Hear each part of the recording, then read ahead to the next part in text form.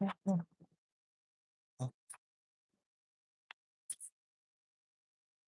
it this way. Oh, my face. Sweaty. Hi, everybody. Let's get the TikTok folks started as well. Happy Sunday. Happy Sunday. Happy Sunday. Julius Malema. Look at my guy, Julius Malema, with his wife. And they're clocking it. I'm going to like that. Julius Malema, he married a pretty lady. Can you believe it? Out there talking about, we will not obey anybody. We will do what we want, and nobody can make us do what we do not want.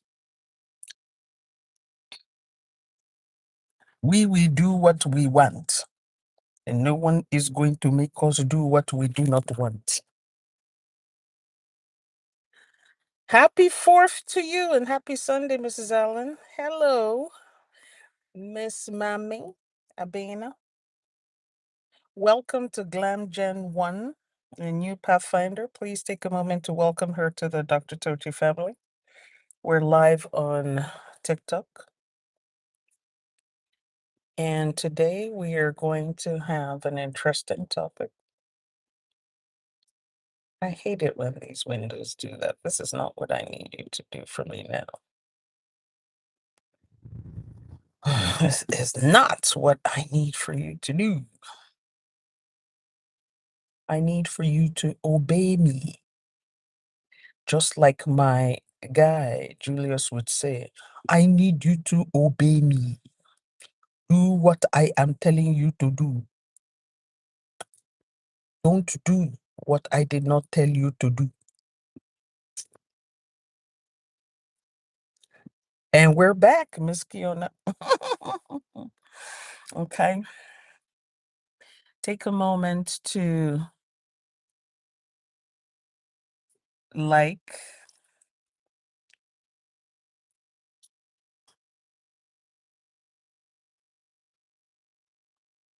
what is this thing doing? Okay, I don't know what it's doing.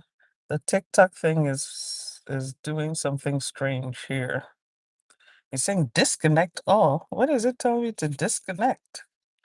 Okay, I don't know what is disconnecting. Please remember to give the class a thumbs up, a like, and to share to let folks know that class is in session. Today's class is on how to stop carrying other people's spiritual baggage. Many of us are experts at carrying other people's spiritual baggage. Be sure to get your drink, your snack, your notebook, and your pen. I have a frozen bottle of water here, which I'm going to proceed to spill all over myself.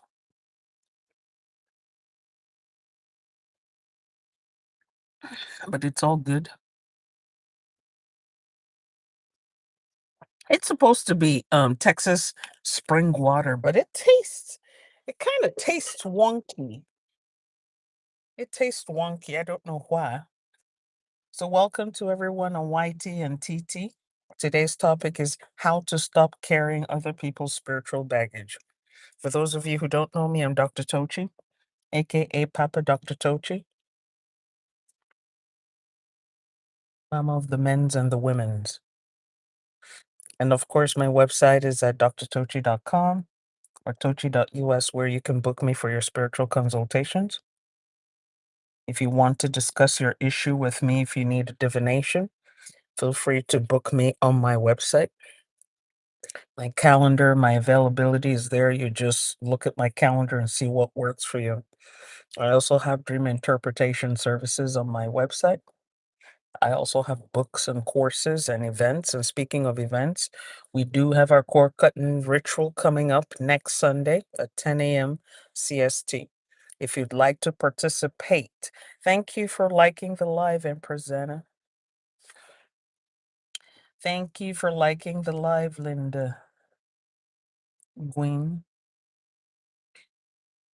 Thank you for liking the live. Thank you for the heartbeat. Heartbeat. Thank you for the heartbeat. Heartbeat. Yes. Thank you for the heartbeat. I appreciate you. Yes. So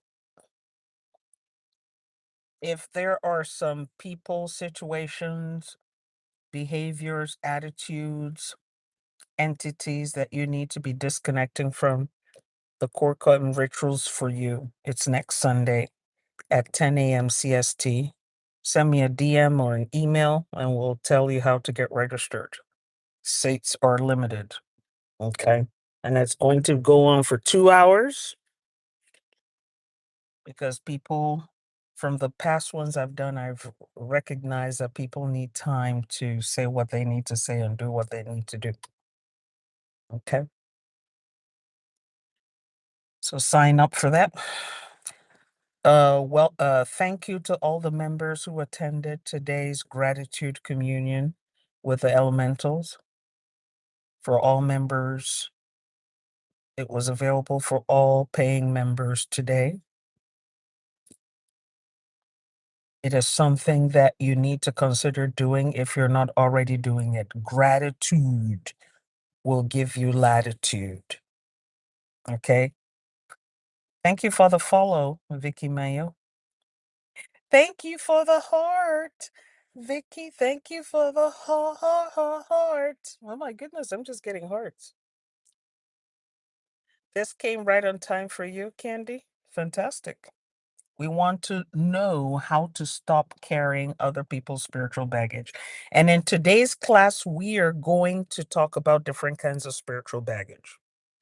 Please have your pen and your paper or your pen and your notebook ready. I'm going to go fast. Y'all know that I go fast. I may talk a lot, but I do go fast. And there's going to be a lot of information. A lot of information. Yes, Mrs. Allen, being grateful is very important. For those of you who are members, watch today's member class. In member class today, we talked about animal offerings from an African spiritual tradition perspective. Why are animal offerings done? How are they done? The reasons for doing animal offerings.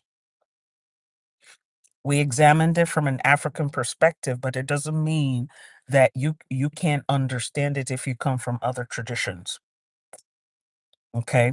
So we looked at 4 or 5 different African traditions. I know that in the Americas, we tend to focus on Yoruba and Ifa, but I will have you know that on the continent, there are hundreds of other traditions. And in order to be a fully informed spiritual practitioner or student, you need to be aware of that. Because for a lot of people who are not Yoruba or descended from the Yoruba, you may be wondering why Yoruba rituals and things do not work for you. It is because that is not your lineage. It's that simple. Not everybody's Yoruba. Not everybody's descended from Yoruba. Not everybody speaks Yoruba. And there are hundreds of beautiful, powerful traditions across Africa that you can tap into and use them to solve your problems. Remember, we're all about practical spirituality and we're all about getting multiple streams of income because without money, without wealth, all your wisdom is just motivational speaking. No one will listen to you. So that's why I say, in all you're getting, get money. Money is right there after water and oxygen. 95% of the problems we have in life are money problems. Okay. So let's get into today's class. What does spiritual baggage look like? Sometimes it's not that you're doing something wrong. Sometimes you're too open, too loyal, or too compassionate, or too family oriented. Oh, my children, my grandchildren, my sisters, my brother, my mother, my father, my whoever, my cousin. my niece, my nephew. You're so concerned about other people, and you start carrying spiritual baggage that isn't yours to carry. If you're on TikTok, remember to power tap. TikTok folks, please remember to power tap for me. Okay. If you're on YouTube, remember to give a thumbs up. That lets the platform know to notify other people that class has started. Remember to like and share. Okay. Thank you very much. May the great Lord, the good Lord, bless you as you come forward and share. Thank you for the likes, JL. As you step forth and share and like. Okay. We need to get a little church in there. So here are a few common forms that this can take. And they are identified in African spiritual traditions. And as we mention this, I'm also going to talk about how to deal with them. So we're not just going to sit here and talk about problems, but we're also going to talk about the solutions to the problems. One of the spiritual baggage that you can be carrying that you got from others, believe it or not, are curses. You can be carrying curses from injured parties. Somebody else got injured, somebody else got hit, somebody else was involved in some drama, and you come along and you carry some of that. So when someone has not been treated right, their grief can turn into spiritual words, powerful spiritual words that stick. If you are the cause of that spiritual injury, and they are so emotional about what you have done to them, their spiritual words, their cries, their petitions, their invocations, the tears that they cry that hit the earth, the physical earth, can cause a curse that will stick to you. Another part of this is you may not be the direct person who did something that's not so good to you, but if you support the person who did it to them, so you know that somebody has been morally injured, somebody has been spiritually injured, somebody has been spiritually offended, somebody has been materially, physically disadvantaged, and you support with no just cause, doesn't concern you, but you went and supported what happened to that person. Their grief, their emotion, when put into words and tears, can stick on you as a curse. Make sure you're writing that down. Honey Bunny says, you need the headband. Okay, for a small fee of $250, I can get you one. Vicky says, can't a woman hold that trauma in her womb? We'll come to that. We'll come to that. Another spiritual baggage that you can pick up from other people is hexes and attacks from enemies. Jealousy and malice can be sent to destabilize you, and it will affect you if you're not spiritually protected. And I'm going to be controversial here, I'm going to be plain here. Just sitting there and saying, I'm covered by the blood, is not going to protect you from some serious stuff. 90% of what we think is sent our way doesn't do anything. So when somebody comes out and says, oh, yeah, I made a voodoo doll of you and I did blah, blah, blah, blah, blah, blah, blah, blah, what they did really will have no effect on you because 90% of the time they don't know what they're doing. They have no idea what they're doing. They think they're doing they think they're sending something your way. And they're depending on something in metaphysics we call mental poisoning for you to start attacking yourself. So if I can mentally poison you and make you believe that I have power to do something to you, you will start doing that thing to yourself. Your mind will turn against you. Your body will turn against you. That's 90% of what's out there. There are a lot of times people are like, oh, yeah, I'm being attacked, and this is happening to me, and that is happening to me. And nothing is happening to them. It's just their psychology that is working against them because they believe in it. But the other 10% is real. Honey Bunny says, I'm covered by the blood of my enemies. That's right. 10% of what is being sent out by serious practitioners is real. Just 10%, but majority of it isn't. It's just people running their mouth on social media. Okay.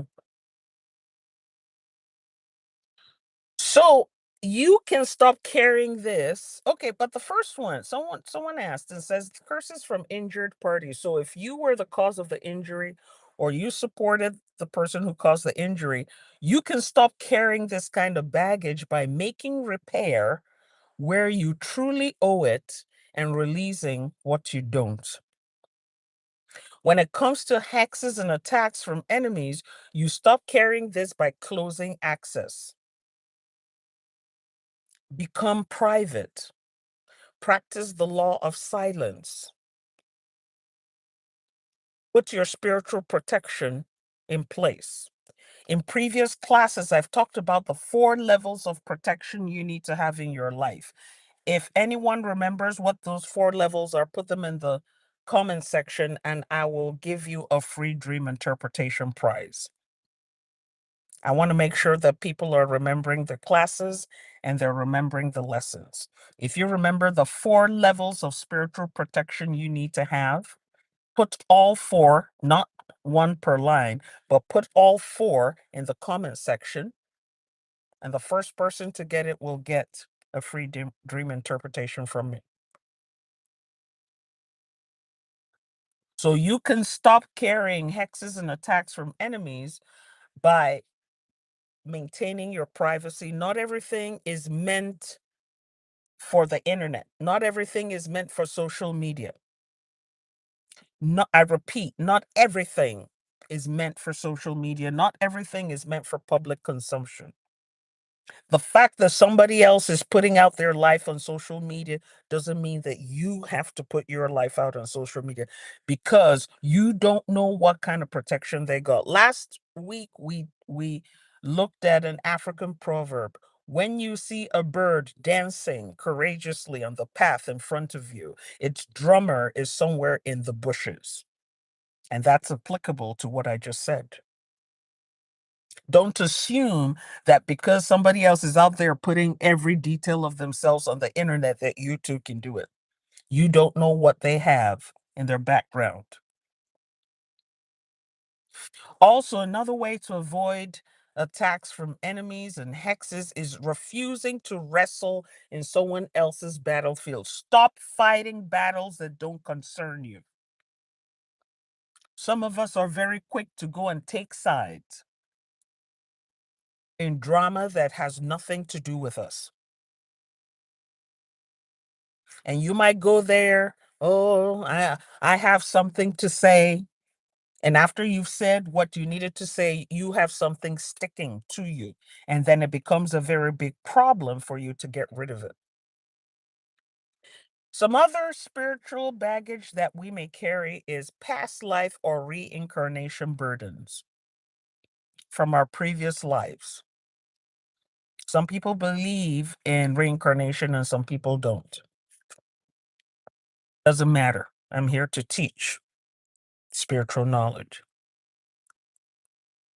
If you made vows in your past life, you had covenants with people and entities, beings in your past life, you have unfinished lessons, unfinished business from past life, they can repeat in your current life like attract a loop.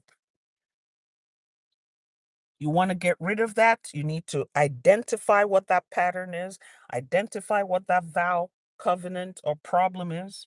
You may have to go to a spiritual practitioner and get a divination. Find an authentic spiritual practitioner. Thank you for liking the live. Key. Okay, it doesn't tell me what your full name is. Key. Oh, it's just Key. Thank you, Key. Thank you for sharing the live too. I appreciate you. And folks, remember that a free prize is up for grabs. Name the 4 levels of protection in one comment, not one comment after the other, but in one comment. I've taught this in a previous class. Name the 4 levels of protection you must have in your life to be completely covered, and you will get a free dream interpretation. Okay.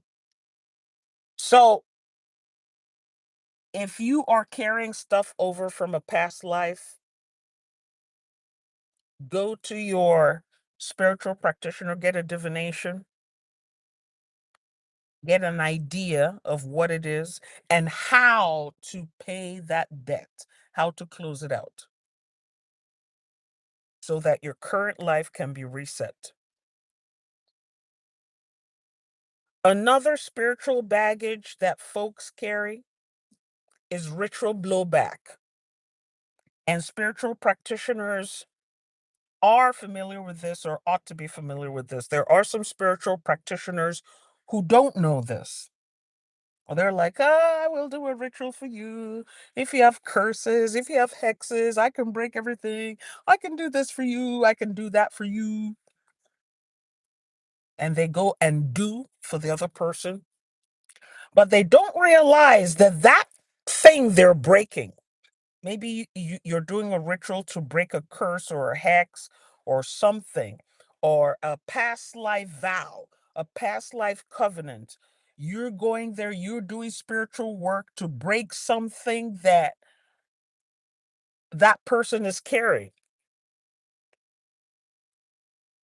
And you don't know that that thing you're breaking or attempting to break is also sealed with a command.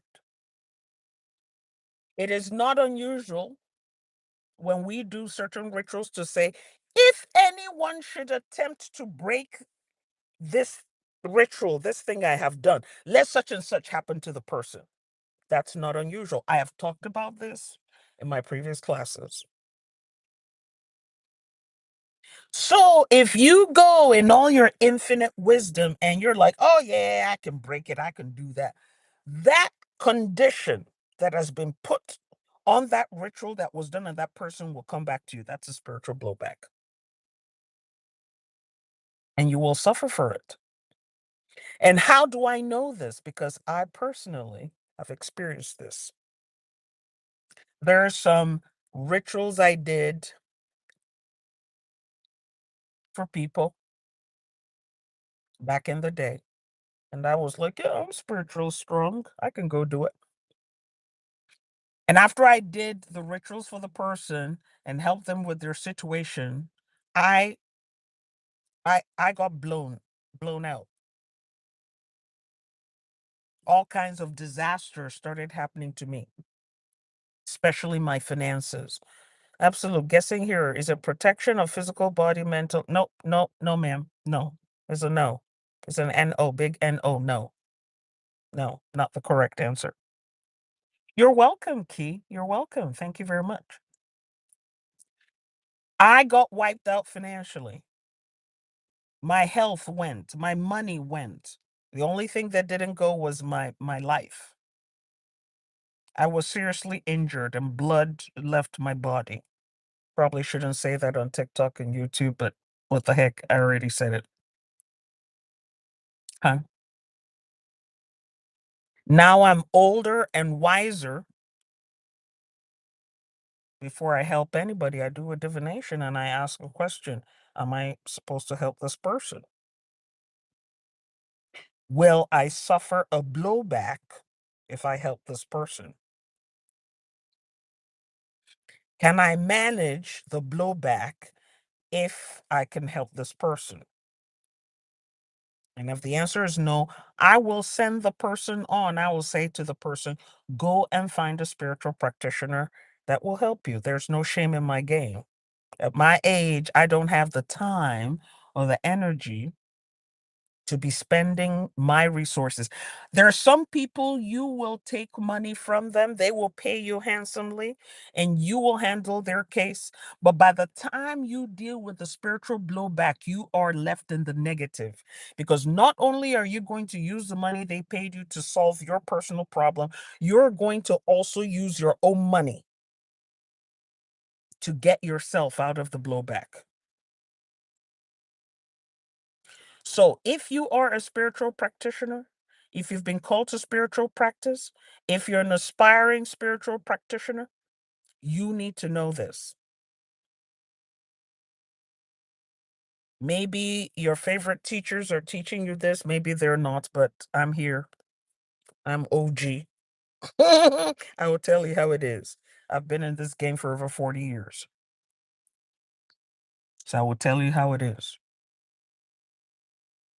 Okay. Another spiritual baggage that you could carry from other people is pressure from ignored spiritual call. When your spiritual crew, aka your spirit guides, are offering you guidance and sending you information and they're sending you messages and they're telling you this person you are associating with is not good for you, or they're telling you you have been called to spiritual practice and you're like, la la la, I didn't hear anything, la la la la la la la, I didn't hear anything, la la la la la la la, be prepared to pay the price. You will have blocked roads, disruptive dreams, financial disaster, emotional distress, relationship breakdowns. You will have unexplainable illnesses. You want to stop that? You need to reconcile with your spiritual crew, reconcile with your spirit guides. You may have to even reconcile with the spiritual crew of that person you're hanging out with.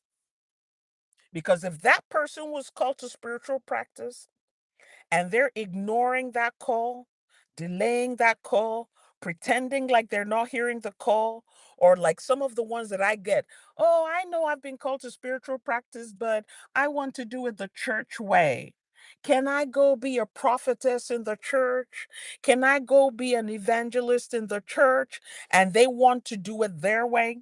If you associate yourself with that person, some of that brown stuff that hits the rotating machinery will hit you too.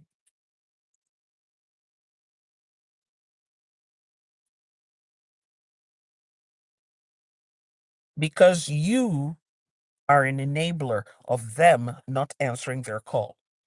And it also gets compounded if you yourself, you're not answering your call. So if you have a couple of people like Honey Bunny Forever, and let me pick on people out here. Who am I going to pick on? Let me pick on some people here. Let's say Honey Bunny Forever. Thank you for the lightning bolts, Key. I appreciate. Thank you so much for the gift. Let me pick on Honey Bunny Forever and Sweet Mummy. So let's say Sweet Mummy has been called to spiritual practice. She has gone and done a divination and she was told, yes, you were called to spiritual practice.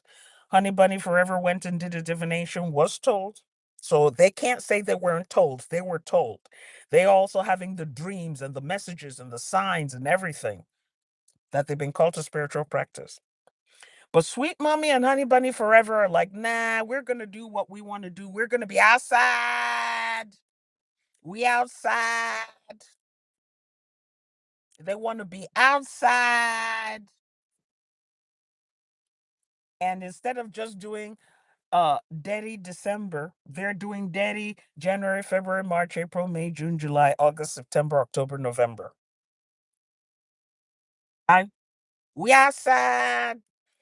Soft girl life, soft girl, hard wig, soft life.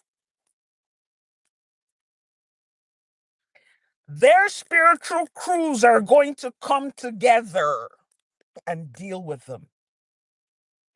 And maybe sweet mommy might be there saying, okay, let me go do a reconciliation ritual and start getting my act together.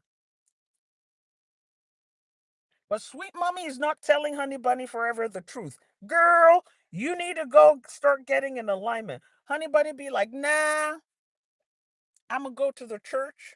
There's this real cute pastor there.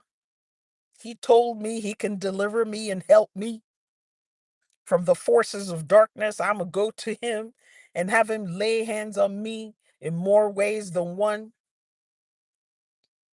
And sweet mommy's like, okay, girl, do what you got to do. Sweet mommy's problems will be compounded because she's an enabler. Okay. Miss Kiona is out here saying, the streets need me. Key, do you see the kind of people I have over here that call themselves my students and followers? They're out here saying, no, the streets need me. We are sad. You need to see what's going on YouTube here. The streets are calling. Okay. And you're going to keep on being outside until you be like one of my uncles who just passed. He was outside and lost his business. He was outside and another man took over his wife and 6 kids. He was outside until he lost an eye. And after he lost one eye, he was like, I think I need to go home and answer the call. So he became a one-eyed spiritual practitioner. And sometimes I would tease him. I say, are you seeing what you need to see? He says, I am seeing with my spiritual eye. He lost one eye before he answered the call. Some people be stroked out. Okay. So now they stroked out in answering the call. Don't be like them. Okay. Another spiritual baggage that we can carry from other people is broken covenants and undisclosed vows. Some of us have secret vows we have taken. I'm in love. And then you go do a body fluid oath covenant with somebody. And then down the road, I don't think we're compatible. Let us mutually agree to separate. Well, how about that oath y'all took together with your bodily fluids? Key be like, dang, I don't want to have to learn that hard way. Obedience. Okay. Honey Bunny Forever, you look. Fly dress off Timu and a TikTok wig. It's hard to hear your spiritual calling in the summertime though. Do you see y'all see the wild kind of students I have up in here? They wild. Wild. People talking about Timu outfits and TikTok wigs. They wild. They wilding out here. So there are some people who will go and do these covenants. I'ma love you forever. I love you. Do you love me? And in our youthful exuberance, we will go and do a bodily fluid oath with somebody because I'ma love you forever into the next life. And then after a couple of babies, you realize that actually these people were not the best choice for you. And then you go to court, you get a divorce or you go your ways, and you think that by just leaving the person alone, that covenant does not hold. You were mistaken.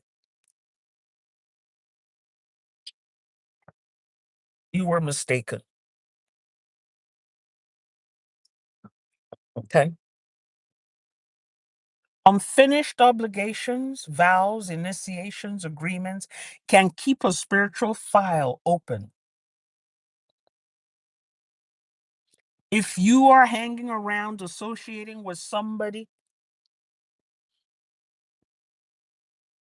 maybe you have some unfinished spiritual business with them, or they have unfinished spiritual business with somebody else that is affecting the somebody else, and you are hoping to take over, you will have problems.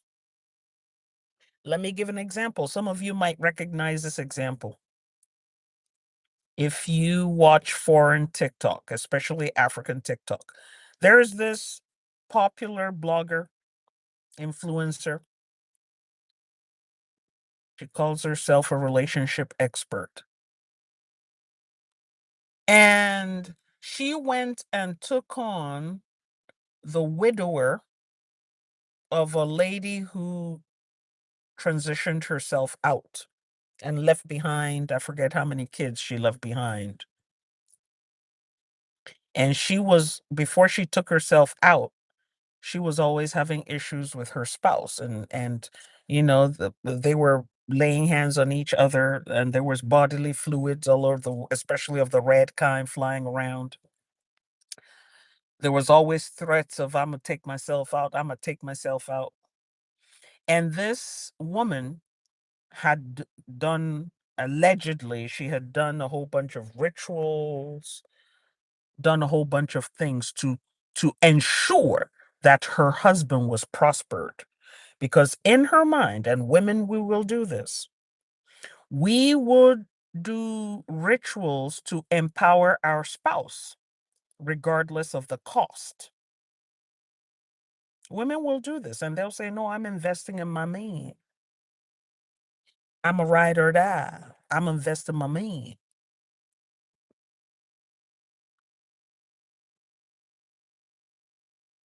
But you don't know that your man is a community man. That man is a community man. Okay. And so you are getting involved in all these spiritual contracts, spiritual covenants, spiritual agreements, spiritual vows, and you're doing all this. And they had pictures that were showing online of the bizarre things this woman was doing. And people were saying the reason why she's doing all these bizarre things is to prosper her husband. These are wealth rituals, the requirements of the wealth ritual she's doing to prosper her husband. But as she was doing all these things to prosper her husband was more focused on prospering others. So, long story short, during one of their laying of hands sessions, she took herself out. Here comes along this social media influencer and relationship expert. That one came along and said, oh, yeah, that woman deserved to take herself out. She doesn't know how to take care of a man. I'm going to take over this man and I'm going to take care of him. And she had unkind words. And when I say unkind words, I am being very mild because of the platforms we're on. But I hope you understand what I'm saying. She had extremely unkind words to say about the woman who had transitioned as she took over the widower. She's on social media, posting pictures, videos, lovey dovey. Right now, she is in detention. Her life has not improved. The financial and spiritual burden that the transitioned woman was carrying, she is now carrying it. She thought, oh, I'm going to take over this man. He's all financially set. I am going to reap where I did not sow. She had to become the breadwinner.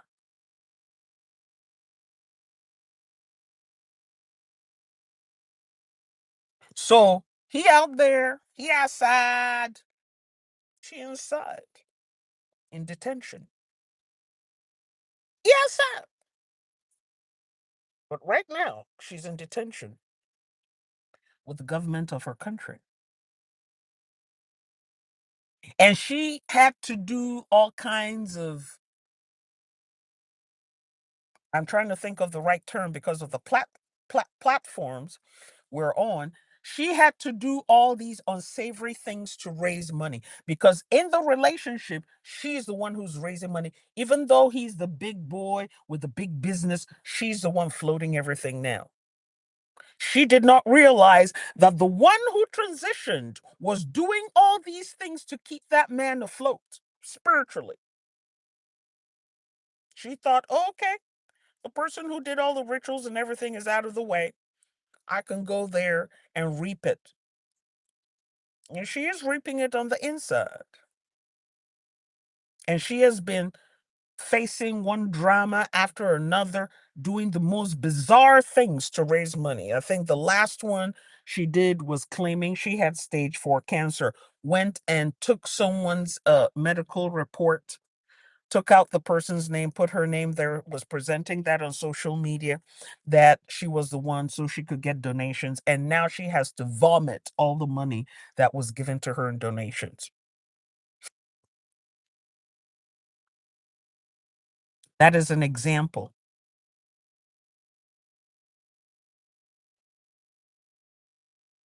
You are going and attaching yourself to somebody who is already spiritually involved with spiritual covenants, spiritual vows, spiritual things going on with them. And you look at yourself as the savior. Oh, I'm here to save the day. You will collect. You will collect. I hope folks are picking up what we're dropping here. And I hope you're writing this in your notebooks because you will reference this in the future. So make sure you're writing this in your notebooks. You stop carrying this kind of spiritual baggage by formally closing what must be closed and refusing new vows you cannot honor. Before you date somebody, get a divination. People are like, nah, I don't need to do that. Fine. You get what you get. You think you don't need to do it? That's fine. You get what you get. There are lots of people roaming around with vows and obligations and whatnot. You cannot tell. People don't have it written on their forehead. Hey, I'm carrying spiritual baggage. I'm carrying spiritual burdens. People are not carrying that on their forehead. So you could be looking at somebody and they look like the ideal person. They look like the optimal person. And you're thinking, oh, this person is tall, dark, and handsome. Or she light skinned and curvaceous.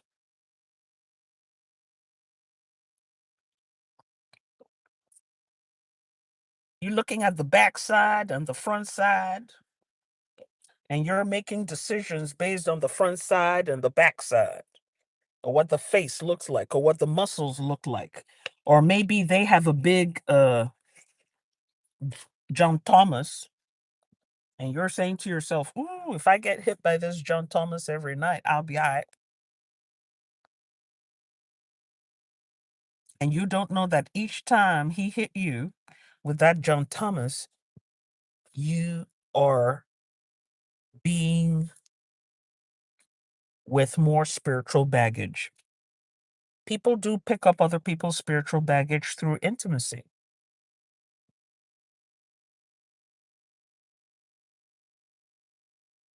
There are some people who are under some unspoken or undisclosed or secret vows, contracts, covenants that if anybody sleeps with them, whoever sleeps with them will also be a partaker in their problems, in their drama, in their troubles. And you're like, ooh, she's sexy, he's sexy. And so you go there into the other room and you allow yourself to get hammered. And each time you're hammered, whatever that person's issue is also hammered into you. And you start discovering when you start noticing a week or two after y'all play bedroom Olympics, you start noticing that you're having problems. unexplainable injuries, unexplainable illnesses. Suddenly, people hate you for no darn reason. People going out of their way to piss you off. Yes, ma'am, hammered. Because for some people, that's important to them. I want a man who can hammer me. I want a woman who can ride me like Beyonce.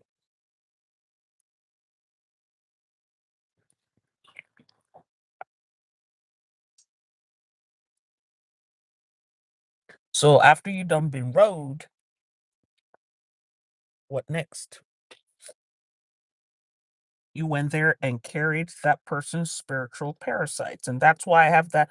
Some of you might remember that video class I put out years ago, uh, sexually transmitted demons, spiritually transmitted diseases.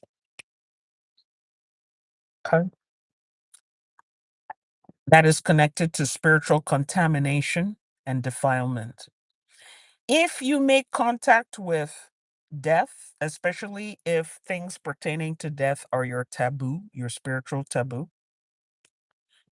if you enjoy taboo breaking, you routinely break taboos and you don't care.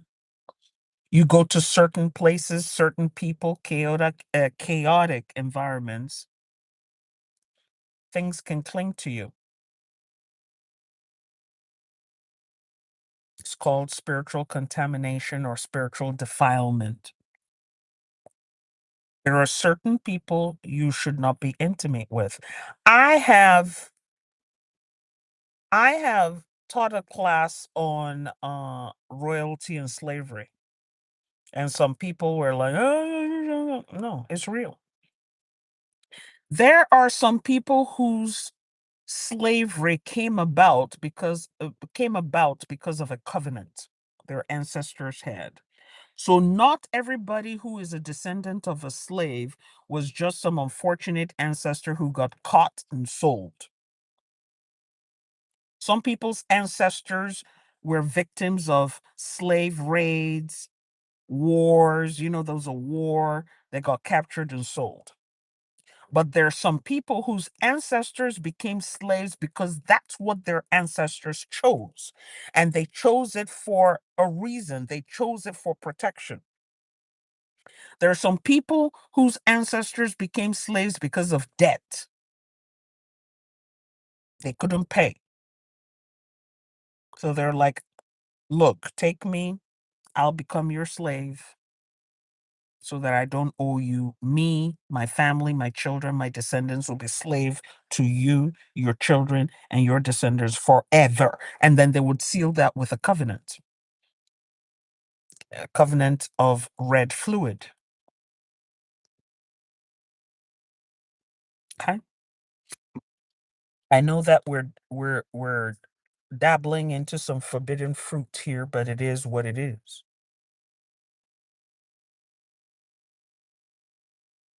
Okay. Yeah. Yes, Mrs. Allen, I put it out about 3 or 4 years ago. Put out that class. That's why it is important to do a divination to find out what's going on in your lineage, not just physically and materially, but also spiritually. Because if you are descended from a slave, and you do not break that covenant that your ancestor made to become a slave, you are still affected by, there's no amount of the blood in the church that will save you.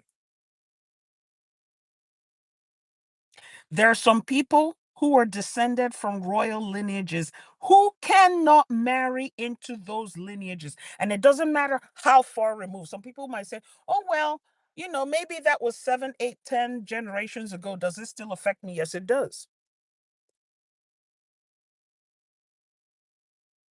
Because you are carrying the DNA of your ancestors so far removed. You are carrying not only the physical, but the spiritual DNA of your ancestors so far removed.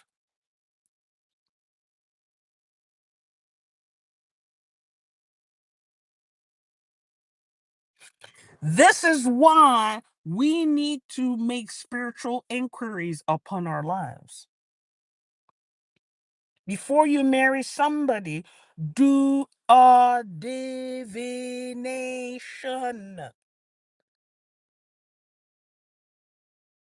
Oh, well, my pastor said as long as we're covered by the blood of Jesus, we should be okay. Yeah, the pastor can tell you that, the evangelist, the imam, the mufti can tell you that because they're not in your shoes. And they will not suffer the consequences because they're not in your shoes. It's very easy to give someone advice when you don't have to be in their shoes. Very easy. Thank you, Miss Kiona. Miss Kiona says, this is good. We have to tell the truth. I know that I'm saying things here that some people may not like or want to hear, but it needs to be said because the world we live in is mysterious. We live in a mysterious world.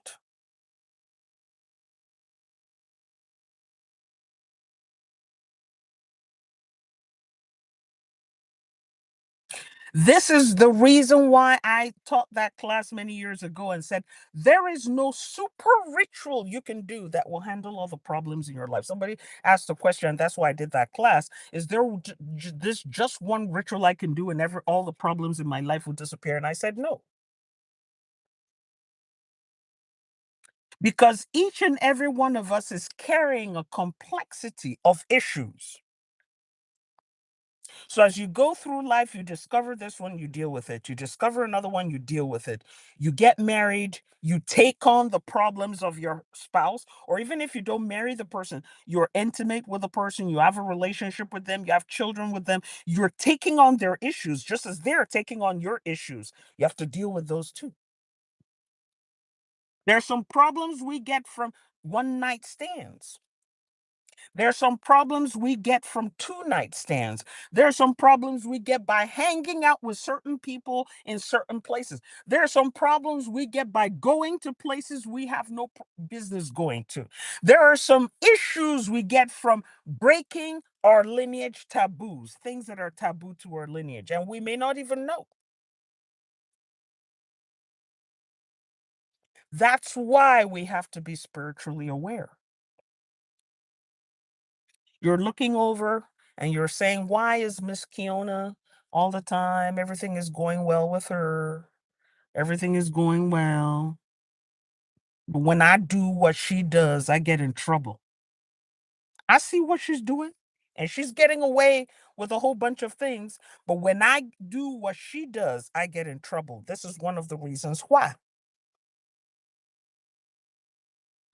Are we picking up what we're dropping here?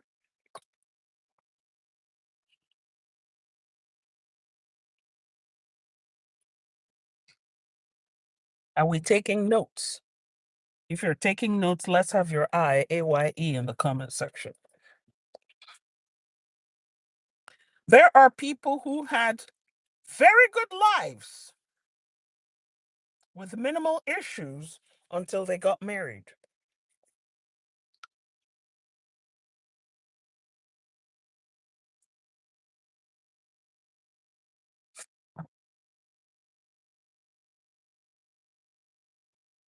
If you're picking up what we're dropping here, let's have your AYE in the comment section. Thank you for liking the live, Doomer. There are some people who were having nice, smooth, comfortable lives until they became intimate with somebody or they married that person or started hanging out.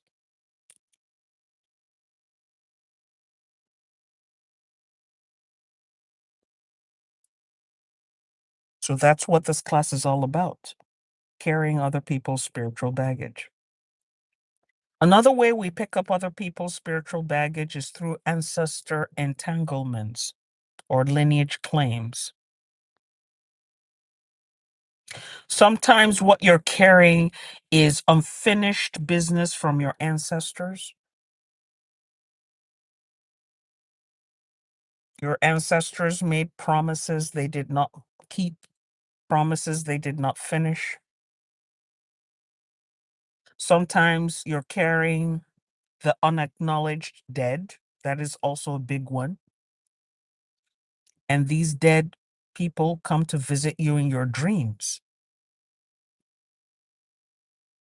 Why is Aunt or Grandma Bertha always up in my dreams?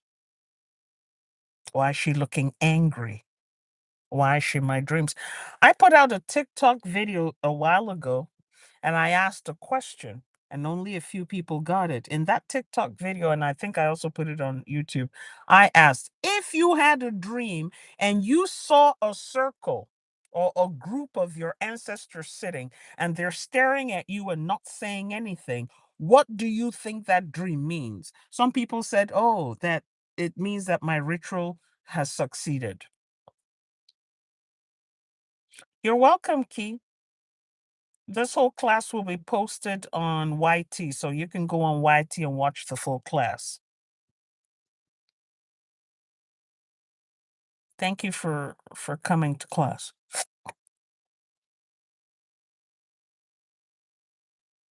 Some people wrote, oh, if I saw my ancestors in my dream and they're not saying anything, they're just looking at me, then it means what they're telling me is that I'm protected. Really?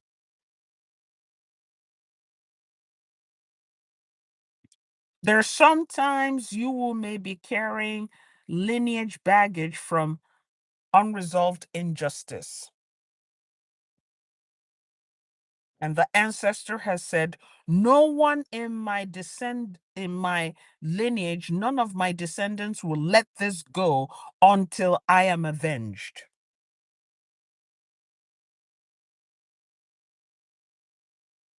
And so the descendants are uncomfortable, things going on, because their ancestor has said, my descendants will wreak vengeance on my behalf. And so if the descendants don't do it, they'll be uncomfortable.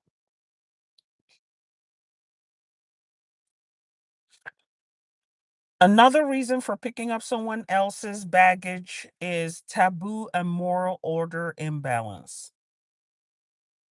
If you break taboos, if you help other people break taboos, you will start experiencing disruptions in your life. Those taboos in your lineage are there for a reason. If your lineage has certain taboos, like you may come from a royal family where the taboo is you cannot marry into a slave lineage. It's not a joke. You cannot. And if perchance you married into a slave lineage, there are certain rituals you have to do to release that's your spouse from their slave lineage so that you, who comes from the royal lineage, may be whole and safe. As long as you don't release that spouse that comes from a slave lineage from whatever it is that they are in that lineage, you from the royal lineage will have problems. If no one has told you this before, guess what? You just heard it from me today.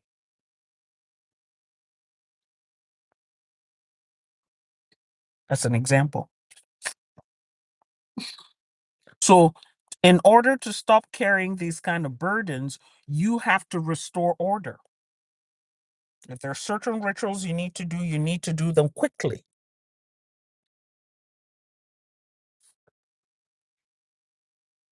If there are certain taboos you have broken, you need to confess, you need to correct your behavior. If there are payments to be made, you pay them and gain your freedom.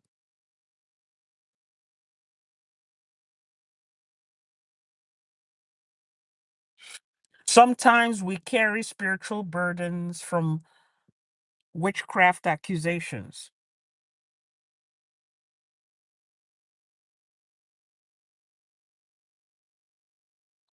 or fearing the accusation of witchcraft.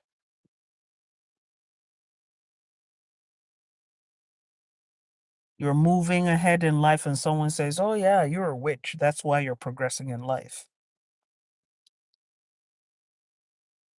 You're doing well. "Oh yeah, you're a marine spirit.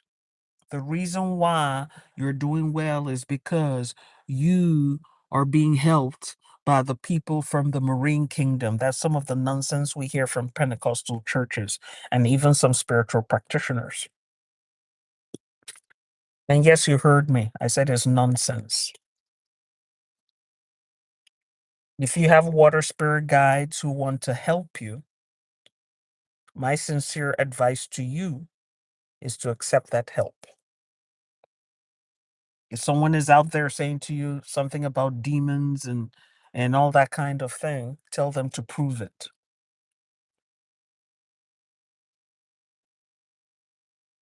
There's sometimes people are being helped by water spirit guides and they don't want you to enjoy the benefits that they're enjoying, so they discourage you, but they themselves are getting help from the same spirit guides. But they don't want you to get the benefits that they get, so they will demonize that to you. And you're out there going, "Oh my God, oh my God, oh my God." Meanwhile, the person themselves, that's where their power and their help is coming from. And over the past 2 years on places like TikTok and Facebook, there have been so many exposés of so-called religious leaders. Exposés. They're out there saying, "Oh yeah, I condemn this, I condemn that." But eventually there's an expose showing where they get their power from. There's so even in the United States, where I am right now, there are pastors who have root workers on payroll. When there's a problem in the church, when the contributions are not coming the way they need to come, when there's drama in the church, they have root workers that they consult to help them in their church.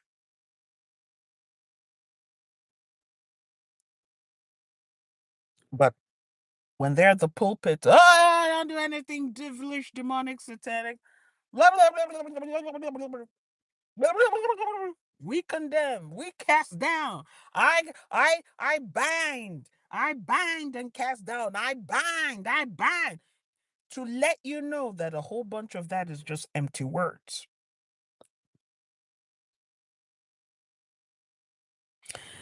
There's some people you will go to their church and you will see that their leaders are so powerful, spiritually powerful, and you'll be like, "Oh my God, it must be the power of the Holy Ghost." No, it's the power of the ancestral ghost.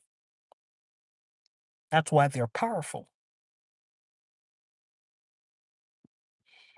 And they exercise that power in church. And you're out there saying it's the Holy Ghost, is the Holy Spirit. It isn't. So it needs to be said. Another spiritual baggage that we carry or can carry from others is destiny path misalignment. You may not have been called to spiritual practice, but you're not living the life you're supposed to live. There are many of us out here in these streets who have married the wrong partners, and those partners, instead of being destiny helpers, have become destiny hinderers. And that becomes our spiritual baggage. Instead of helping our destiny, they're hindering our destiny.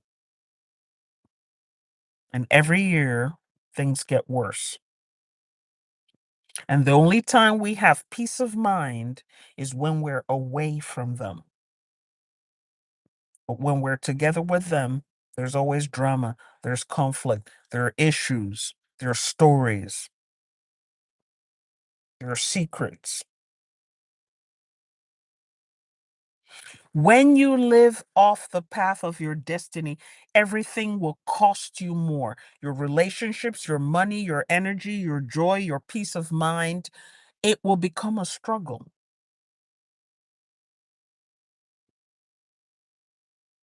So, in order to stop carrying this spiritual baggage, you have to choose yourself. You have to decide to follow your destiny, no matter what. You have to decide to honor your destiny, no matter what. Another source of spiritual baggage that we carry from others is opportunistic attachments. After trauma, substance use, or reckless spiritual contact, some people experience what we call spiritual hitchhikers, aka parasites, that feed on our instability, that feed on the emotions we generate from our problems. And each time we go back to those people and environments that cause that trauma, that are involved in substance use and abuse, we continue being intimate with people we know we should not be intimate with. We keep on reinforcing the infection. And in order to stop this, we need to set our boundaries, set our standards, do a cleansing after you've set the standard and the boundary. There are lots of people who are like, oh, okay, all I have to do is a cleansing. Does it make sense to have an infection? You take your antibiotics. After you take your antibiotics, you go back to that place where you got infected. Does it make sense? No. But there are many of us who do this. There are people, especially women, you know that that man sleeps around. He is the community rod. You know this. And you went for your pap smear and you discovered you have an STD or more than one STD. You have gonorrhea, you have syphilis, you have chlamydia, you have a whole bunch of other things. And you go get treated. And after your treatment, you're like, I can change him. I will show him love, and his conscience will be touched, and he will stop his wild ways, and he's only going to be with him. I will show him the kind of love that no other woman has given him before. I will love him so much that he will have no option but to love me. So they will go back and become intimate. Okay, same, my life visibility restricted. Oh, God.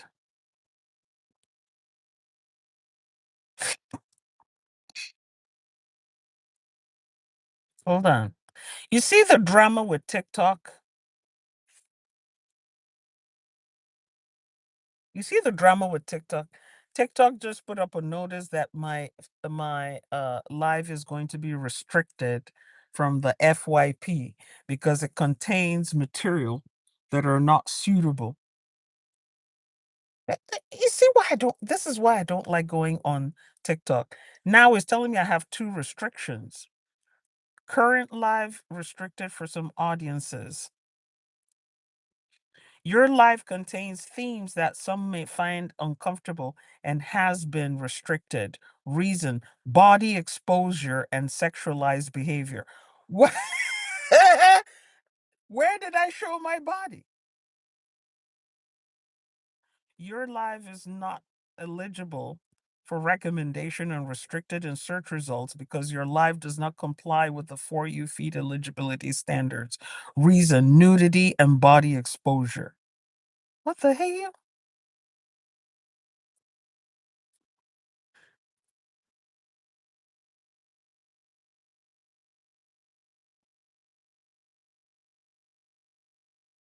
Do you see how foolish this is?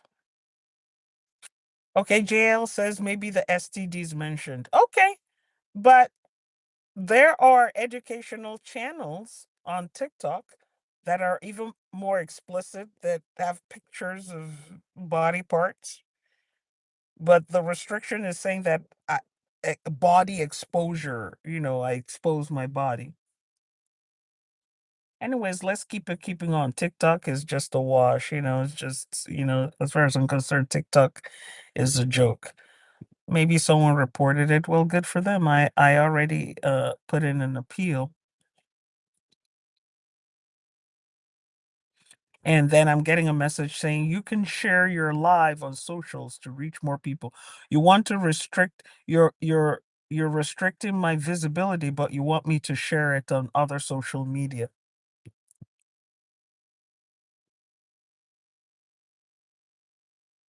Okay. If you are on TikTok, I'm going to hop off and then I'm going to hop back on. Okay. So if you're on TikTok, I'm going to hop off and hop back on. And then I'm going to report this violation. So it doesn't make sense. It doesn't make sense that people, you go back. Oh, Alex Arrow says it's been reported. Who was reporting me?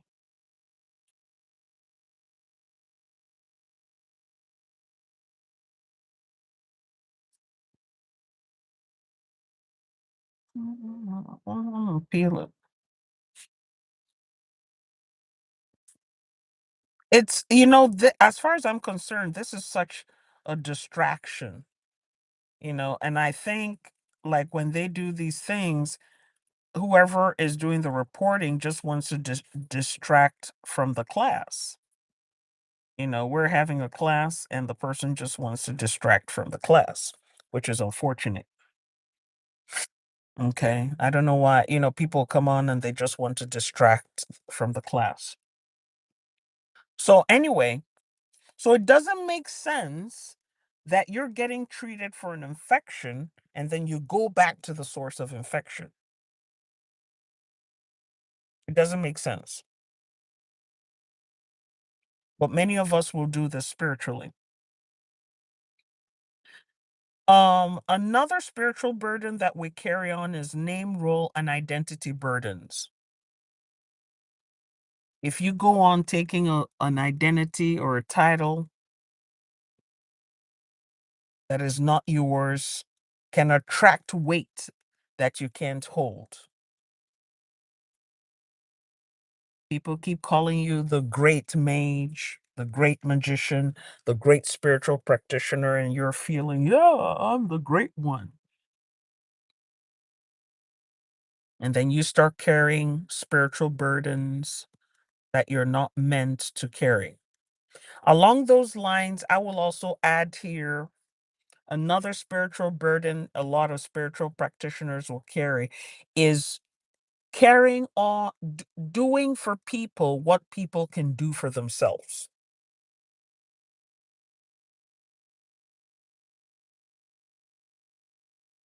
That's why on my channel, I teach people how to do things for themselves.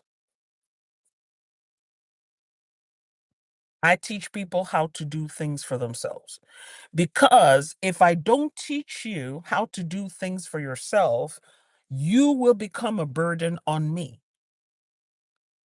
And you're going to call me all the time and say, help me, help me, help me, help me, help me, help me. Do this for me. Help me, help me, help me, help me, help me, help me, help me.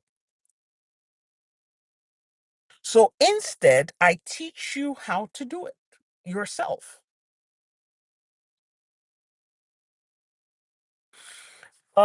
Recently I was talking about somebody who, and I forget if it was in a class or something, I was talking about a young woman who came to me for divination.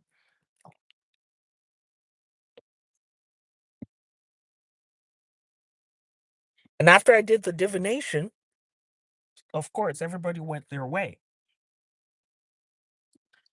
And after a month or two, she wrote me this unpleasant note on WhatsApp. She's like, I'm so disappointed in you, Dr. Tochi. I was looking up to you as a mentor. was a spiritual mother.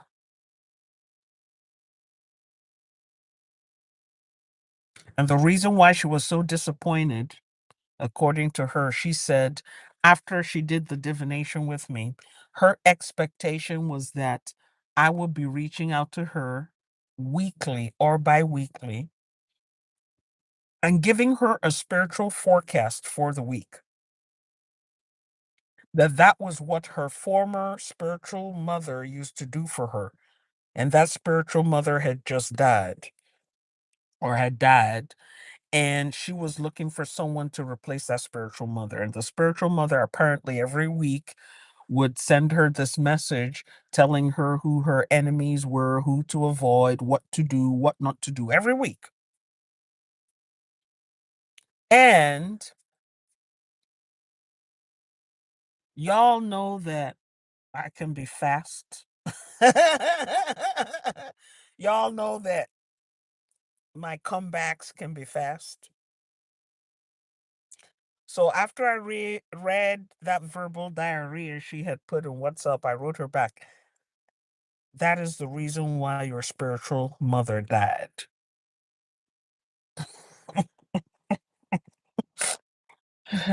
You wore her out.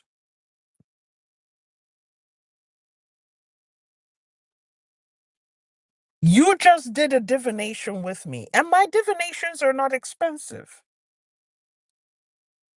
For the quality of divination that I put out, my divinations are not expensive. Because some of the people I go to for my divination charge $350 and up per hour.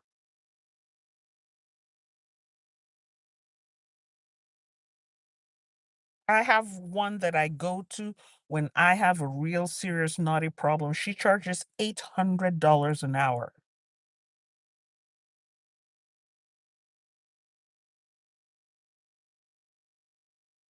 One of the persons I go to for divination charges $800 an hour, and she is worth every penny.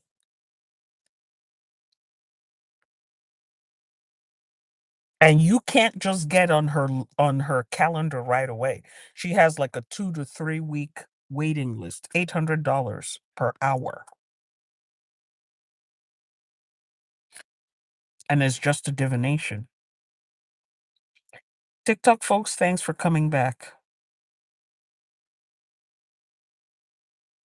Okay.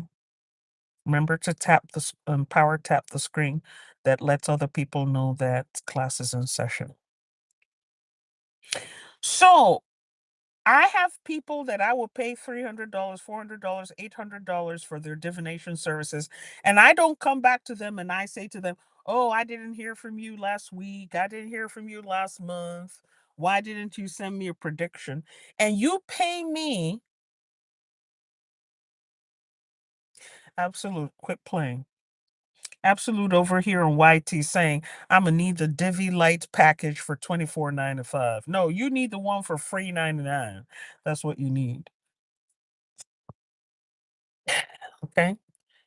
You pay me the small amount of money that you pay me for a divination,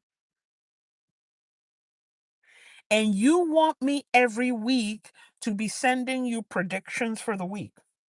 Who to avoid, who to talk to, who not to talk to, what to do, what cleanses to do. So that's why I wrote her back and I said, that's why your spiritual godmother expired. She got wore out.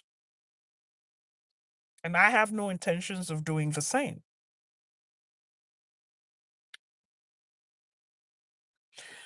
So that becomes a spiritual burden for spiritual practitioners because sometimes our clients make us feel that we're not doing enough.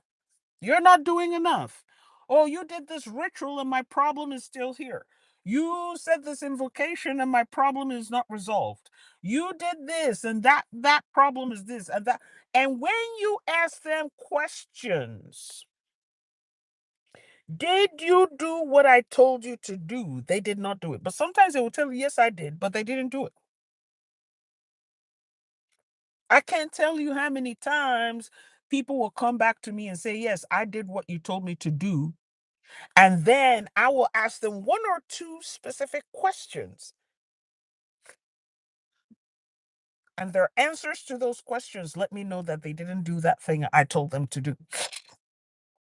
They don't want to pull their weight. They want me, because in their mind, like, oh, I paid her $3,000, so she should do everything. Why should I have to do anything? Well, guess what? The problem is yours. The stone is in your shoe, not my shoe. And you have to walk in those shoes. And that stone, that pebble, is in your shoe.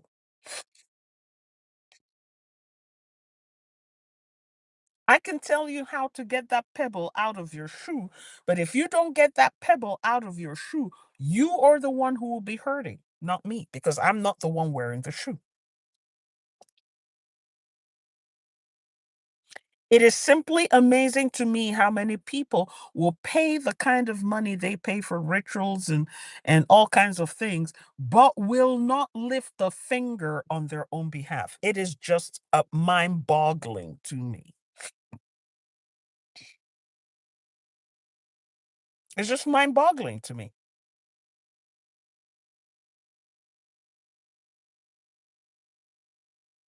And so, as a spiritual practitioner, sometimes we can be lured into carrying more than we have to, and then other people's spiritual burdens and baggage becomes ours.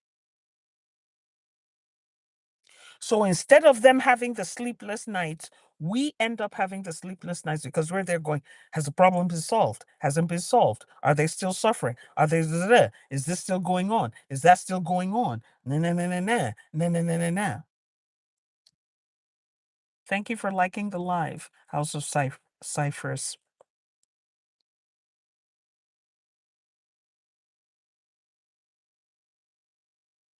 And it's not just spiritual practitioners. I'm just speaking from the perspective of a spiritual practitioner. But it also happens with other folks too. When you are doing things for people that they can do for themselves, you are carrying their baggage. There, even pastors and imams, sheikhs, priests will tell you the same thing. Oh, the person came to me with this kind of problem. I told them to do such and such, and they didn't do it. And they will come back later and say, oh, nothing is working. My life is worse.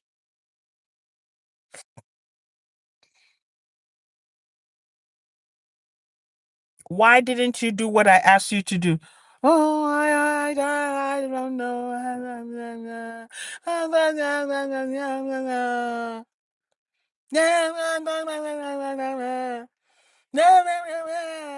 And the person starts having a verbal diarrhea.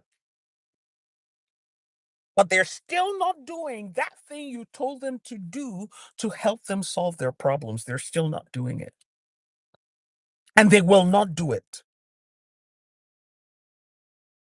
This is the reason why pastors will F them over. This is the reason why pastors and evangelists and apostles and prophets and prophetesses and imams and muftis and sheikhs will F them over. Yanifas will F them over. Babalawos will F them over. Their santeros and padrinos and madrinas will F them over because they know the person is not prepared to do the work.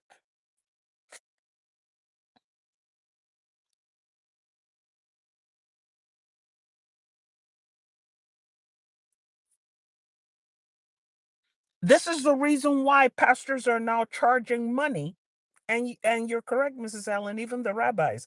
This is the reason why pastors are now charging money. Oh, you need a miracle? Pay. You want a healing? Pay. They're no longer asking for donations and contributions. They are now asking for specific amounts because they know that people will not do what they tell them to do. So now that you have to pay. And I have students who are pastors.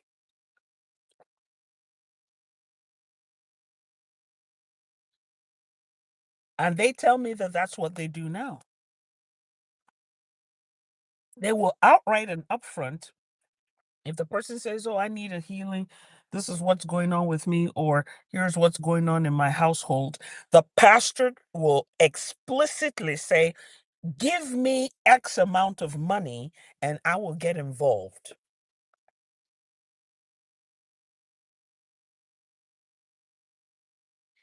And that's why it seems right now, especially in Pentecostal and evangelical Christianity, that there's so much money changing hands. Because even the pastors are tired of the people's BS. There are people who will come to church week after week with the same complaint, week after week after week after week with the same complaint. And the pastor is tired of them. Pastor's tired. The imam is tired. Every week they're coming to the masjid and they're complaining of the same thing over and over again. And there's a go do this dua. They won't do it. Go and do this other thing. They won't do it. Oh, help me, help me, help me. Oh, help me. You're the only person who can help me. Help me, help me, help me, help me. Why aren't you helping me? You're always busy. When I come to you, why you not help me, help me, help me, help me. Help me, help me, help me, help me, help me. So religious leaders are saying, you're going to pay me. If you pay me, I get involved. I'll do the work for you. And that's when the rubber hits the road, when the boots are on the ground, because then the person starts saying, I don't have that kind of money. Aren't you supposed to help me for free? God gave you the gift for free. Why are you charging me money?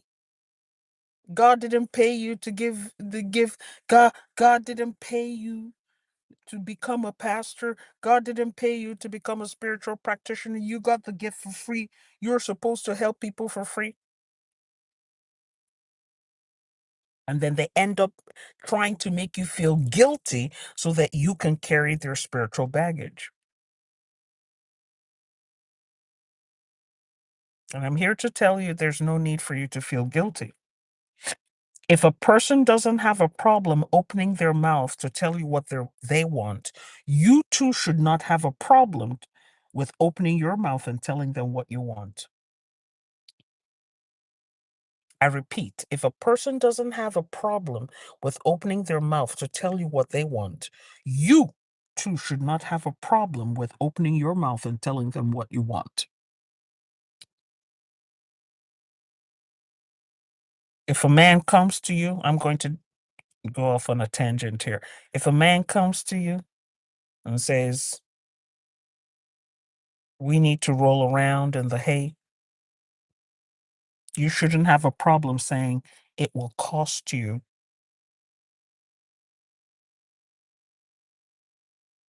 6 months of my rent. Want me to roll around in the hay with you? 6 months rent. So if your rent, for instance, is $1,500, multiply that by six, that's $9,000. You say, for $9,000, I will roll around with you in the hay, and you will pay that money up front.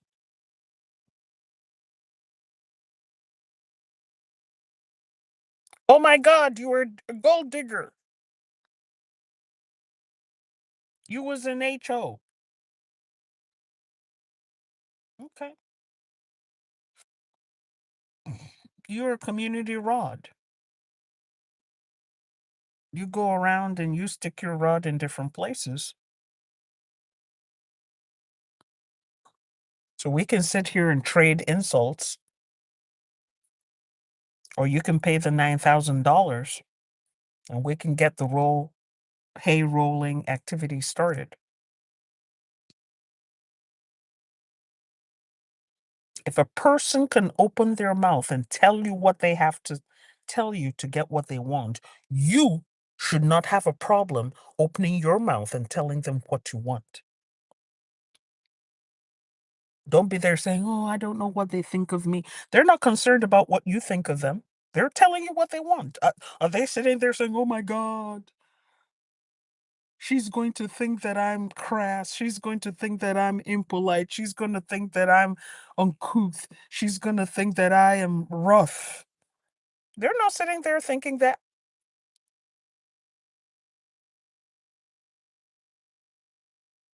I had a young man, we were out, at a bar somewhere. And yes, Papa Dr. Tochi does go to the bar from time to time to go cause trouble. I was hanging out with my boys, with my mans, plural. Some guy running up on me in the bar there. I was looking at him. Young guy. He was deceived by the darkness because, in the dark, everybody looks young. So he was trying to run up on me. He says, "What do you do for a living?" I said, "I hoe for a living."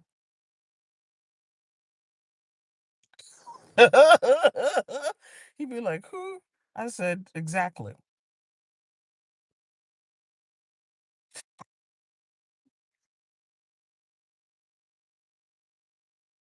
I said, he was looking at me like, "Did you go to school?" I said, "High school was sufficient. Do I need anything more than high school?" And he's like, "Well, can I holler at you for a minute?" I said, "If you put down a bottle of Patron in front of me, it has to be a full bottle unopened. I don't do shots," because I knew he couldn't afford it. He'd be like, "Why should I buy you a whole bottle of Patron? Aren't you going to get drunk?" I said, "That's none of your business. You want to holler at me? You got to put the complete bottle of Patron in front of me, and then you can holler at me." Because I knew he couldn't afford it, and I wanted to play with it. So if you are not afraid of coming to me, Dr. Tochi, to say you want to holler at me, I should not be afraid to make you look foolish and ask you to give me what I know you clearly cannot afford. I'm not there concerned about your feelings. Oh, he's going to think this about me. If he really finds out who I am, he's going to say this. I don't care about that. That's not my problem. You run up on me, I run up on you. And so when people run up on you with their problems and they don't want to take responsibility, you should not have a problem running up on them as well with what they need to be doing. If you run up on me for me to take your responsibilities, I'm going to run up on you with my burdens.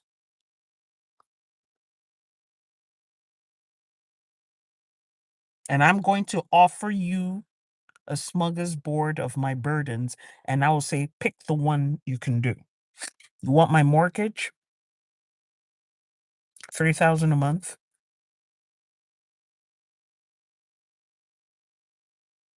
You want to get me a new van for my business? I'll be 15,000.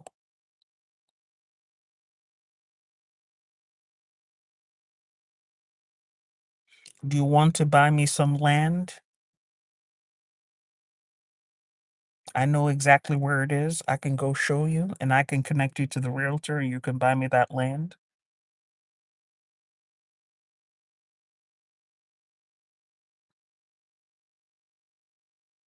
Do you want to buy me some stocks, some crypto? Choose which of my burdens you want to take. And usually the person will choose their own burdens and they will leave you alone. You stop carrying other people's spiritual baggage by renouncing false assignments and claiming your true name and your true seat. I am Dr. Tochi. There are certain things I do not do. And I am not going to start doing these other things because of you. I teach people how to solve their spiritual problems. I am not, because of you, going to start carrying your spiritual problems. I am not going to go out of character for you. Because if I go out of character for you, I will suffer. And some of you need to hear me on this. Every time you go out of character, you suffer. Okay?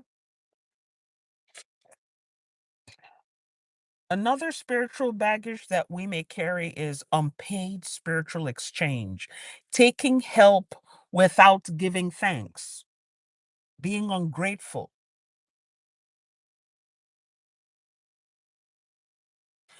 I have said this before and I'm going to say it again. Spirits guides are transactional.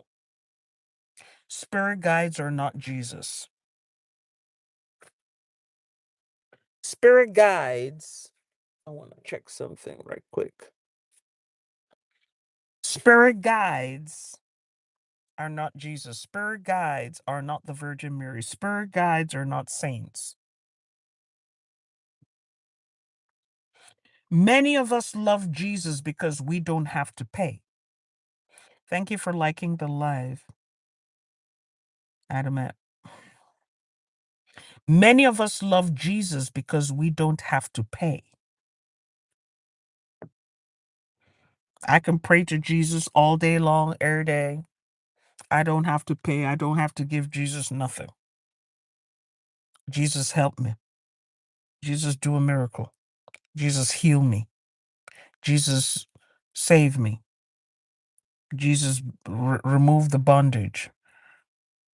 I don't have to pay Jesus. I can call on the Holy Spirit all day long, every day. I can call on all the egregores every day, all day. Maybe the only payment I have to give them is my emotion, the energy from my emotion, and that's about it. I don't have to pay Jesus. Bros J be sitting out there hoping that all these people, billions of people calling on him around the world, somebody might put out a cold beer for him. Right now, we're at what? 80 something degrees, 90 something degrees out here. How many people out here screaming Jesus ever sat down one day and said, I'm gonna give, you know what, Bros J, you've been helping me all my life. I'm gonna crack a cold one for you and put it out here in this altar. I'm gonna put it out here. This is for you. I am yet to see someone who has opened a cold beer for Bros J. We don't do that because it's free. I can call on Jesus all day long, all night long. I don't have to give Jesus nothing. And Jesus is going to work the miracle.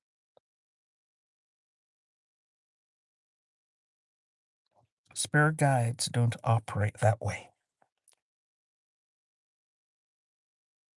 If you promise a spirit guide something and say, I'm going to give you this, if you help me do this and you don't pay, they will collect. And they may extend that collection. They may collect from you, collect from your children, collect from your children's children. They may collect from your lineage. And then you become the spiritual baggage that your descendants carry, and they will curse you. Spirit guides are transactional. I repeat, spirit guides are transactional. Spirit guides are transactional. I know many of us don't want to hear it, but spirit guides are transactional.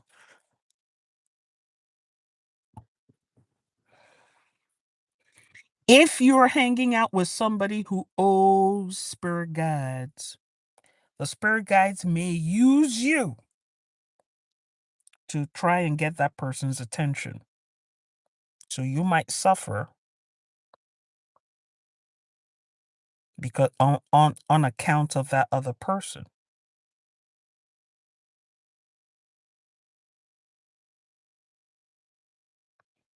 Because you might be suffering and then you go get a divination and the divination says, well, the reason why you're suffering is because Perpetua didn't fulfill her debt. And now Perpetua is living with you. So now I run to Perpetua and I say, Perpetua, is there some spiritual debt you need to pay? I'm suffering because you were here with me, and that debt needs to get paid.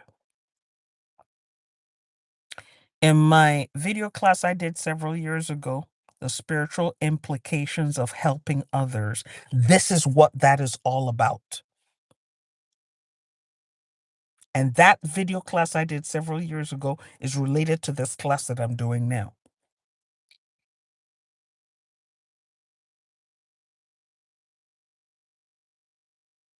And in that class, I talked about somebody who went to water spirit guides to ask for favors. And the spirit guides granted the person this favor. And then the person turned around and said, in Jesus' name, I do not owe any payback. I am covered by the blood. The blood breaks all covenants.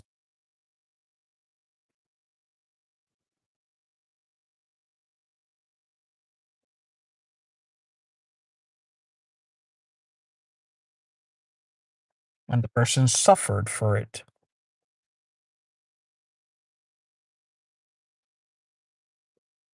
And eventually it took them out of this world, because they, to the very bitter end, insisted that they were not going to pay that debt, that they owed the spirit guides that gave them what they wanted.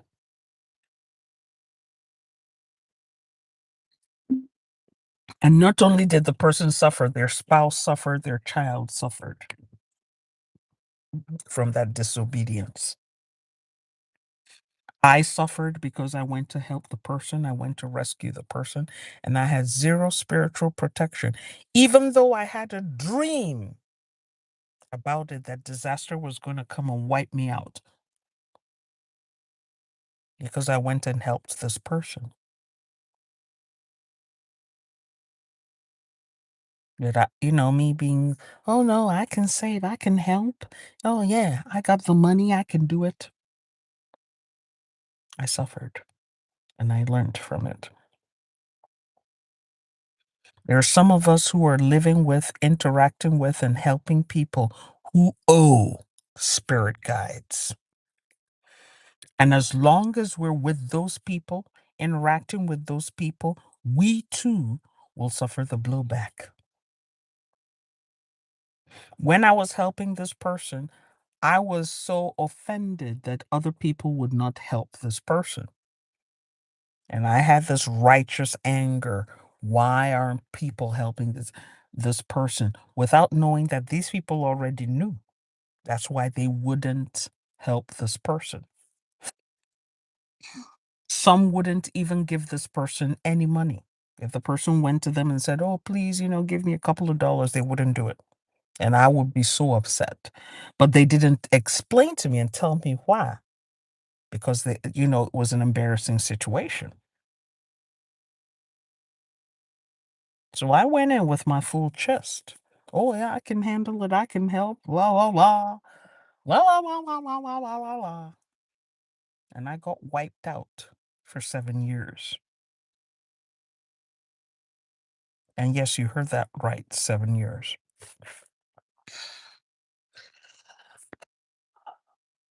If you want to stop the penalties that come from carrying the spiritual baggage of unpaid spiritual exchanges, complete the exchange. Complete it. That's all you got to do. Pay what you owe. If the other person owes, tell the other person to pay what they owe. Tell them to their face to pay what they owe.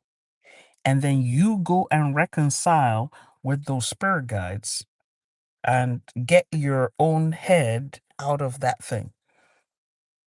You go make an offering, you make a payment and say, here is the price I am paying to get myself out of this situation. Yes, I know I was helping this person, I was living with this person, I was intimate with this person, I was doing business with this person, but here is my ransom to get me out of this situation. Thank you, Miss Kiona. Here is my ransom to get me out of this situation. I did not know better. If you don't remember, that's why you do divinations. Not remembering is no excuse. That's why you do divinations. You have problems, you go and do a divination. Why am I having this problem? And the divination will tell you that this is what you owe.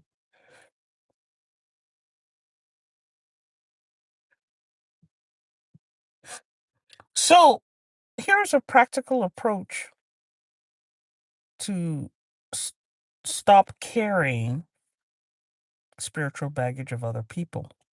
Understand what is yours versus what is not yours. If the battle is not yours, don't be a hero.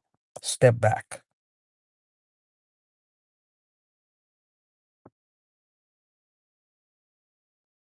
It's that simple.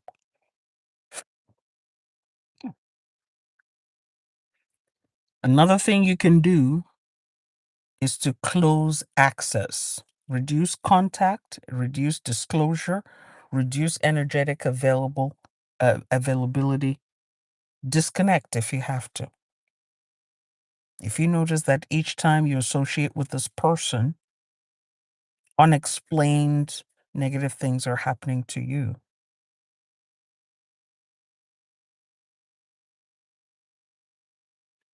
disconnect. Don't be there trying to figure it out or, oh, they're going to feel bad. You're trying to save yourself. Cleanse yourself. Make spiritual cleansing part of your routine. Spiritual hygiene needs to be part of your routine. If you need to be doing it every day, then so be it. If you're a spiritual practitioner, you need to be doing spiritual cleansing every day. Not some days, not when you feel like it, not when the spirit moves you, every single day. If you come from a royal lineage, you need to be cleansing every single day. Thank you for liking the live, Pretty Shay.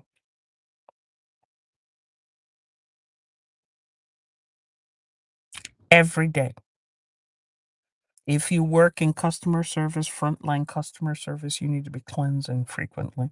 If you work in healthcare, you need to be cleansing frequently.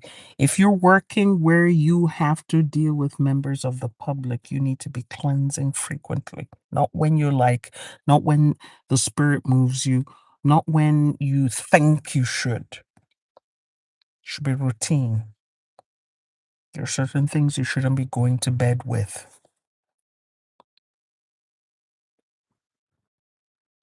Repair what you truly owe. Apologize, repay, restore. That's what you need to do. Make it part of your vocabulary. How can I fix this? It's not a thing of shame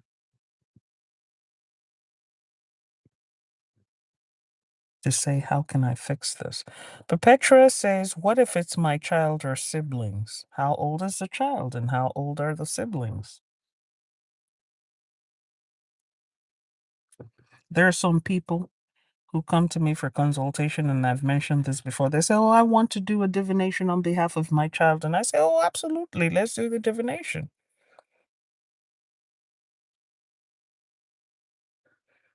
And I say, how old is your child? Oh, he's my baby. He's 60. He's just 60. He's just 45. So let's be wise. I still have mothers who are still running interference for their kids at 30, 40, 50, 60. Oh, it's all these women trying to trap him.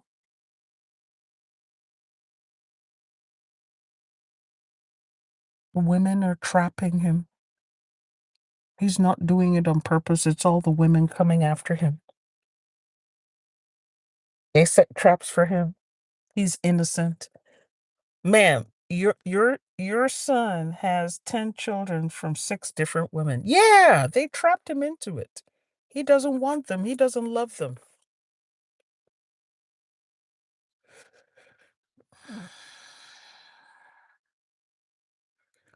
Another way to stop carrying spiritual baggage of others is to return to right relationship.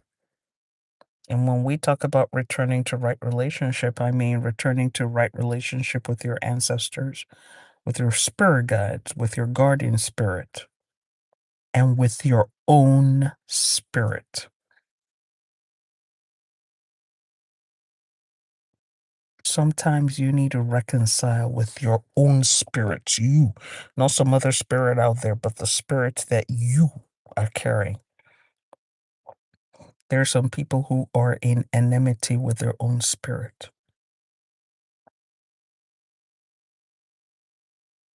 If you have a call, answer the call. If you have a spiritual call in your life, answer that call. Make sure you're in alignment with your physical community and your spiritual community as best as you can.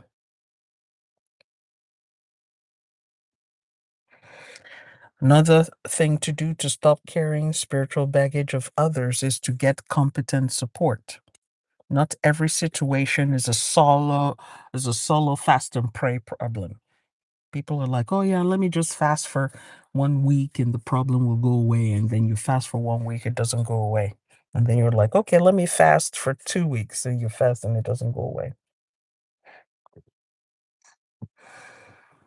You may have to get the help of a spiritual practitioner, an authentic, experienced spiritual practitioner. At the very least, that spiritual practitioner should tell you what the problem is and what the solution is.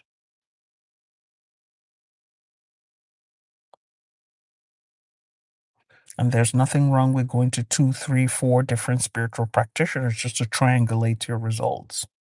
Nothing wrong with that. You can go here, ask, go there, ask, go there, ask, and then look at all the answers you got and then decide what you're going to do.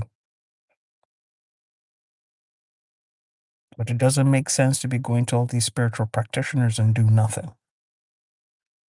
Or if the spiritual practitioners are all telling you the same thing, but you don't like what they're telling you, then you're trying to find a spiritual practitioner who will tell you something different from what the message is.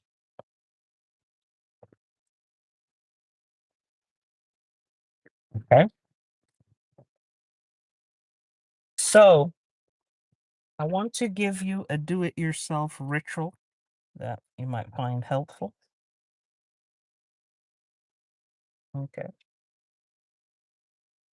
Do you have any questions before I go into the ritual? Mhm.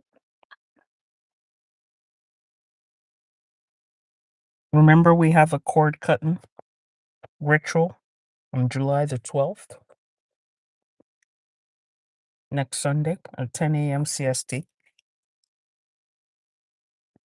If there are certain people or situations you need cut out from your life, or if you need to start doing your inner work to start getting yourself right, consider signing up for the cord cutting ritual. Send me a DM or email, and I'll send you information about it. Any questions before we move forward?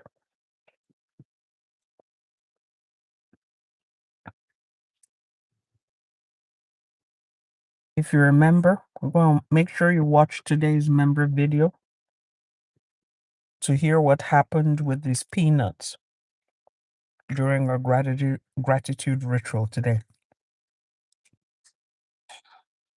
Listen to today's member class. Today's member class was on animal offerings in the African tradition. So make sure you listen to it. We have some interesting things about these peanuts. You had to be there to believe to see it and believe it. What happened? Very interesting. And thank you to all those members who showed up for today's gratitude ritual, gratitude communion ritual. Okay, no questions? All right.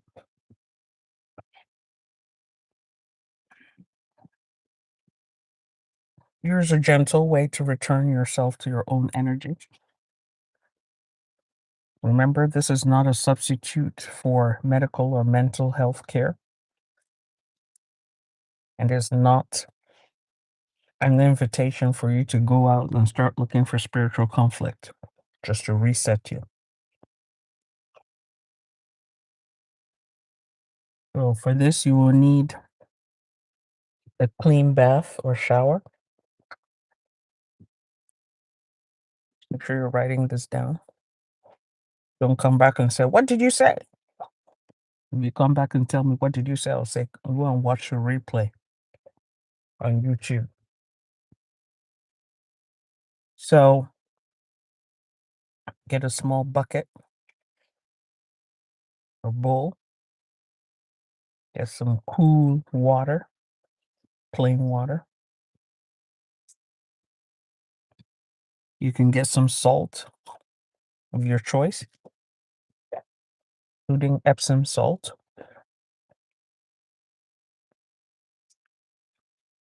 Then get a handful of fresh herbs like basil, mint, rosemary, cleansing herbs. Okay. Then get some spiritual cologne like Florida water. Okay. Or 411 cologne. I also have a video on YT on how to make your own crowning cologne. You can look that up. I also have a mystical cleansing spray on my website, I believe. You can get that. But I do have a YT video on how to make your own crowning spray or cologne. You can watch that video and make it up yourself. Or go get you some Florida water or, colognes along those lines. The first thing you will do is take that bowl and mix the water with all these ingredients. You don't need too much. You don't need to saturate that water with ingredients. Okay? Pinch of this, a handful of the other. Okay? Then say over yourself and the bowl and bucket containing your mixture. Say, I invite my spiritual to guide and protect me as I conduct this cleansing ritual, and to remove all negative energies from me and my environment. I call the ancestors of my blood and spirit who are well, honorable, good, and true, and aligned with my highest good to participate and help me with this ritual.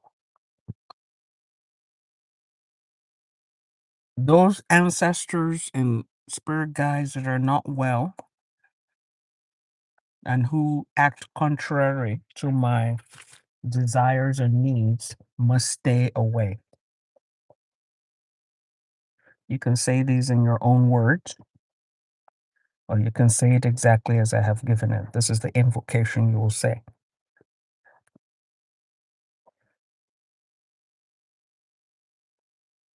Then you'll take that water and you wash yourself from head to your feet. Should include your hair? Yes. The water should touch your scalp. That water should touch your scalp. And as you bathe yourself in this water, and people will ask, well, do I use soap or don't use soap? I usually say to people, use your soap before you do the spiritual bath. Okay. So do your bath, your regular shower bath with your soap, and then do this. Okay. So as you are bathing yourself, you're saying your invocation. I release every burden that's not mine to carry.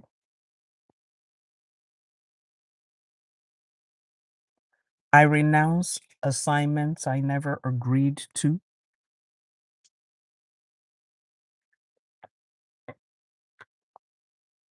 My spirit is not a public road. My body is not a public road. Okay. That which seeks me in malice will not find me.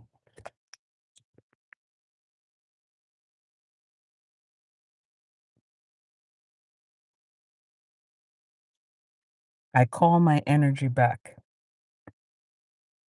from every person, every spirit, every conversation, every environment, every promise made under pressure. I call my energy back.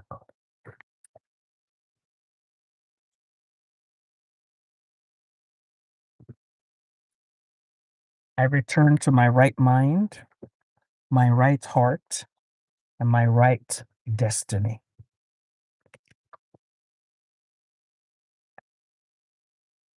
I return what is not mine. I release what I carried out of loyalty, fear, or confusion. Any burden that I'm carrying that is not mine, I release it. Let the owners of that burden carry that burden. So when you're done with your bath, and you can also use your own words. Make sure as you're bathing that spiritual water you have there, you're making constantly invocations. And make sure your invocations are being done aloud, not mentally. Because people are like, oh, I'm going to say it in my head. If you didn't speak it, it doesn't get actuated. Okay. So when you're done, take one full breath with your hand on your chest, like so. Okay. And then you will say, this work is sealed. I am covered. I am clear. I am back with myself.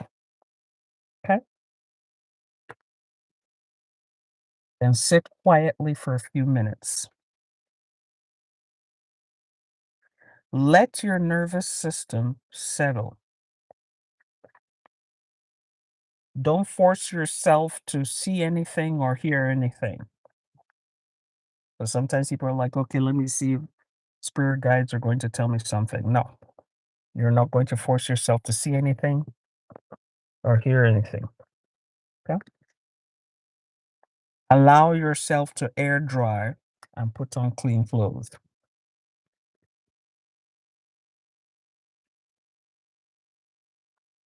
And so for your aftercare,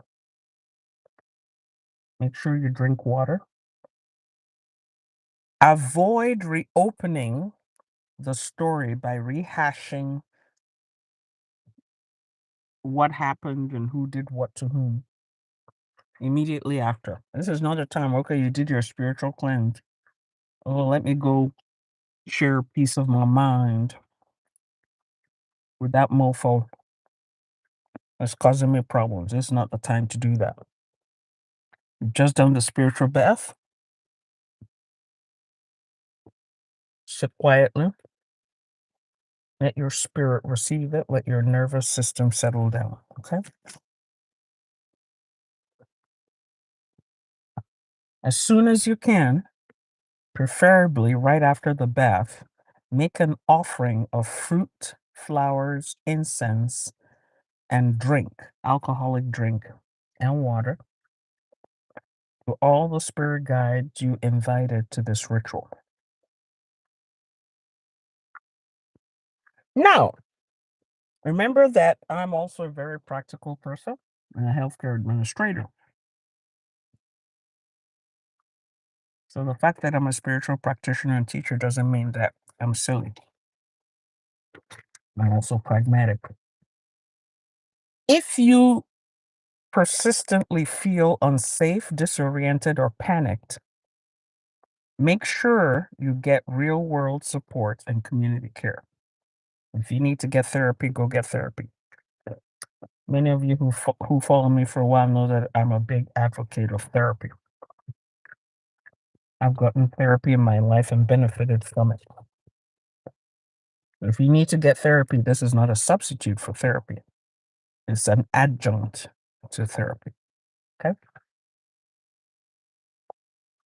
If your issue seems ongoing and specific, for example, if you keep having recurring dreams, repeated misfortune, persistent spiritual difficulties, often a sign for you to seek competent spiritual help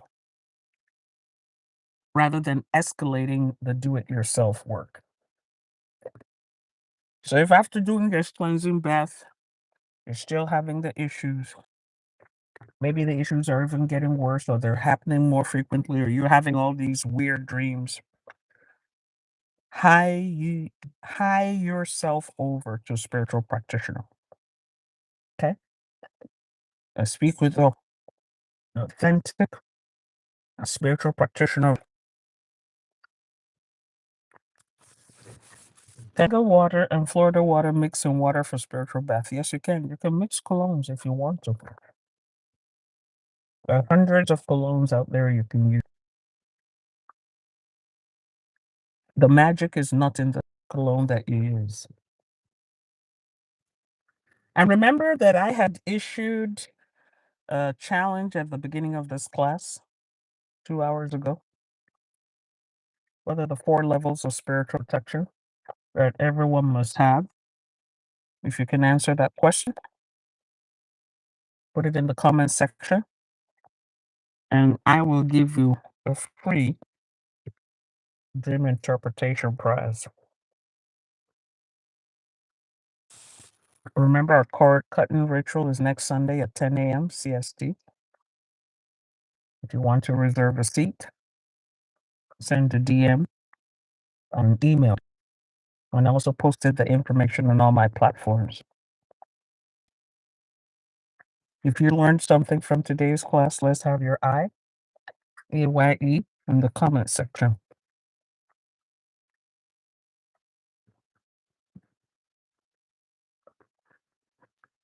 If you learned something from today's class. And also, I have posted thank you to me. I have posted the references for all the material I spoke with in the description below the video on YouTube.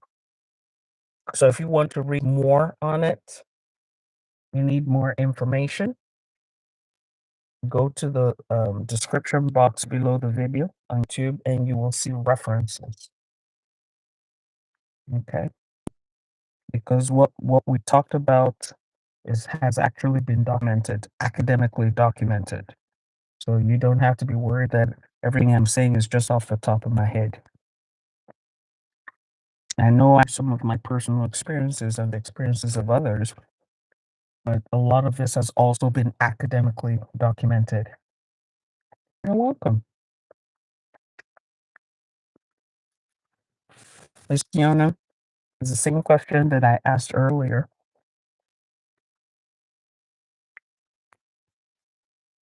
If you learned something in today's class, let's have your AYE.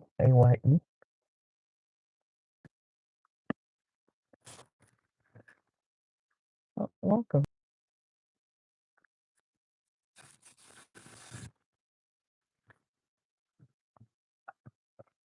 The thing with eating these dry roasted peanuts is that once you start, it's kind of hard to stop, and it makes a right royal mess wherever you are. You have peanut shells and things all over the place.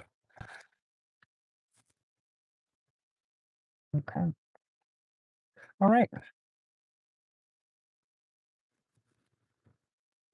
We are thankful to our Creator, our guardian spirits, our ancestors, and our spirit guides for today's class and fruit in it. May it never be in our lives and in our consciousness, Ashe. We say, Maga, Okuza, said in the Kwande, Aibabu, and how it is done, it is finished, it's complete. Amen. Ah, So thank you all for coming to class. I'm going to have some pepper soup. I think I need. I know some of you might notice that I'm sweating profusely and wiping myself down here. Texas heat. Major portions of the United States are going through heat waves, but I'm still going to go get a pepper soup, a goat meat pepper soup. I haven't had a goat meat pepper soup in a long while, so I'm gonna go get me some pepper soup and a cold Guinness stout or a cold palm wine. Wash everything down. Darling, also go enjoy myself. If I don't come on TikTok frequently, you'll see the drama that happens with TikTok. You're teaching what you're teaching in TikTok, or they're making all kinds of weird inferences about what you're teaching that have nothing to do with reality. You know, unfortunately, that's why I'm just not a fan of TikTok. And it just requires so much management that it's hard to focus on the material that you're sharing because you have to stay there and manage to wants you to touch this and swipe this and do this and the things that are going on. So you're welcome. You're welcome. Okay. Make sure that all the things you're learning from the classes you're practicalizing. Make sure you're practicalizing what you're learning from the classes, that is not just theory. What happiest is that you are getting results from this and that you're helping yourself with this. Focus on solving your own problems first before you think of someone else's problems. Okay. Many of us will spend time and effort and dedicate ourselves to solving other people's problems, whereas our own problems are sitting there unsolved.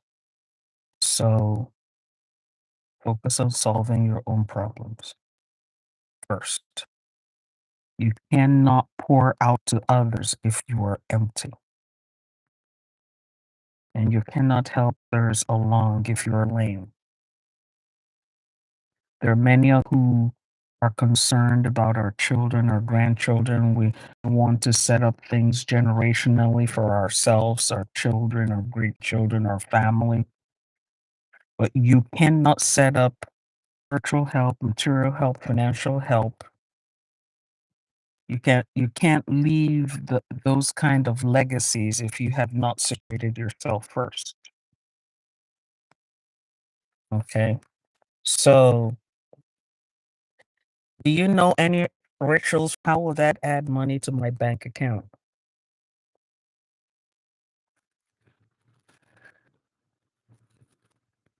How will a ritual for rain solve problems for me right now?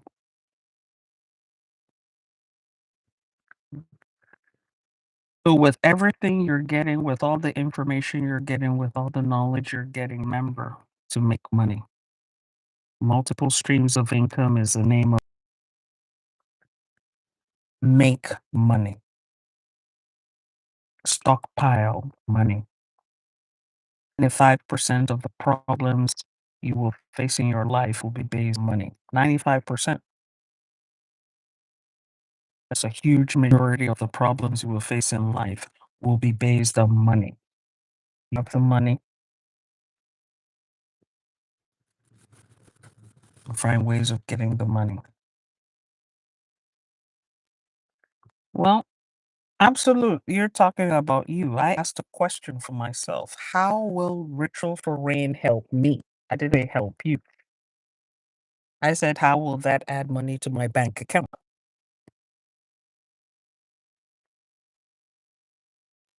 If you can tell me how that will benefit me, I'll be sure to get you an authentic rain ritual. Oh, so I wasn't asking about how it will add money to your bank account. I'm asking how it will help me.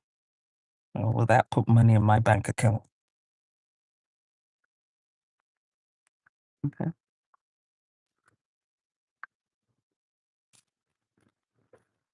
It will feed the flowers you give as offerings for your altar. I don't give flower offerings on my altar. I'm a serious spiritual practitioner. I don't do that. I don't play pretend.